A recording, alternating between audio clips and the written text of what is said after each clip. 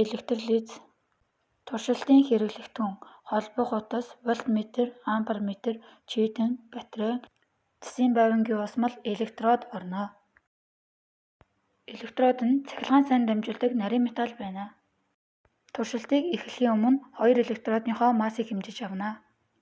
Хэлхийг угсарсны дараа чийдэнгийн гэрэл асч вольтметр болон амперметрийн заалтыг тэмдэглэж авна.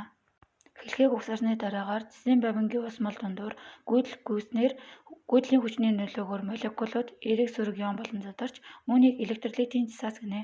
Ингэж эерэг сөрөг ион олноор үсэх нь цахилгаан дамжих орчинг бүрдүүлдэг. Хэлхийг 10-аас 20 минутын дараа салгана.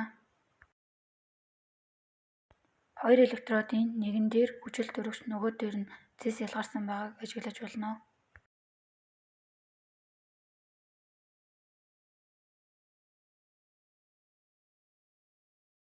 Хоёр электродынхоо цэс ялгарсан электродны массыг хэмжиж авна. Тогтмол гүйдлээр нэвтрүүлэхэд электролизоор үүсч байгаа бодисын хэмжээ эквивалентайгаа шууд хамааралтай байдаг. Электрод дээр ялгарах бодисын масс нь электролитээр өгөх гүйдлийн хүч болон хугацааны өөрчлөлтөөс шууд хамааралтай.